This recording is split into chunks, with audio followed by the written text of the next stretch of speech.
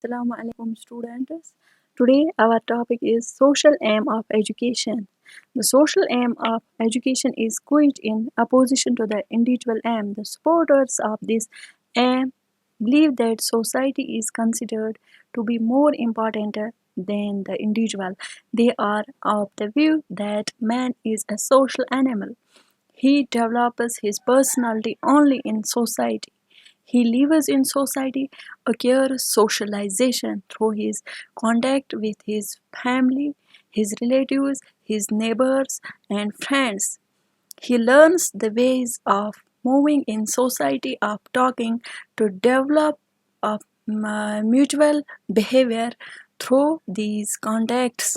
Moreover, through these contacts with others, he satisfies his own physical and psychological needs. He cannot hope to exist outside society.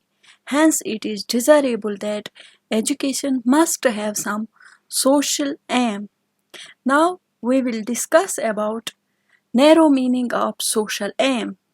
In narrow sense, socialization emphasizes the advocates of the social aim in its extreme from conceive that society is an idealized superhuman entity over and above the individual.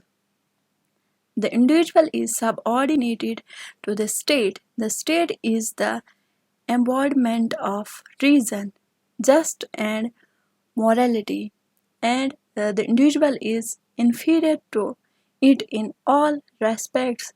The state or society alone is the reality, and the individual is only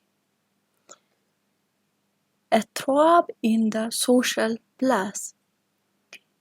It has a mission and destiny to fulfill, which is the good and greater glory of itself. Individuals of a particular state will have to sacrifice their own interests for the welfare of the state. The good of society and the state comes to be the summum bonum of life and particularly of education. Education is seemed to be the most powerful means for the achievement of this end. It is the state which is expected to devise and enforces a rigid system of education.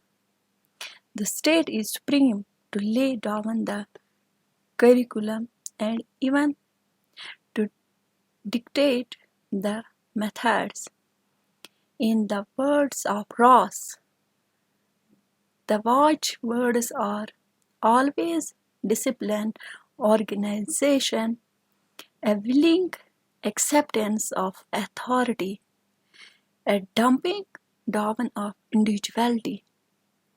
The slogan is everything of the state, everything for the state, and everything by the state. The concept of the socialism and subordinating the individual to the state is not a new concept. Such concept was held in ancient times by Sparta and the other city-states of Greece. Italy. Italy was its exponent in the medieval times. Hegel received the same in his political theory and philosophy in the 18th century.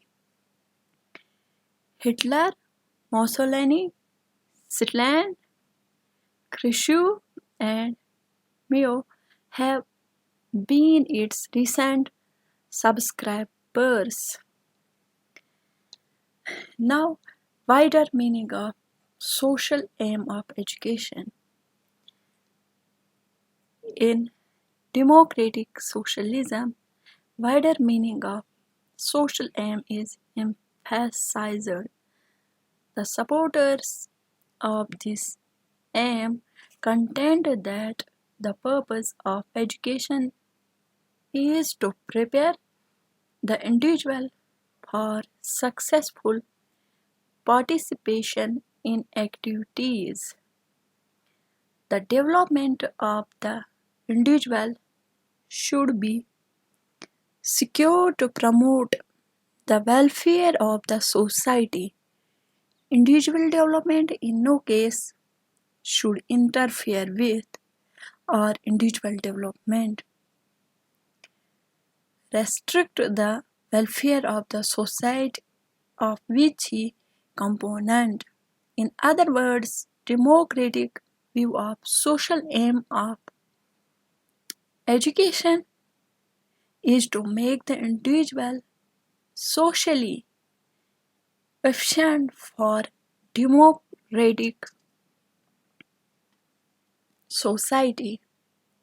A socially efficient individual is one who is physically strong, intellectually enlightened, culturally refined, vocationally social sufficient, and morally well disciplined. A socially efficient individual, according to John Dewey, would be able to control his environment and fulfill his possibilities.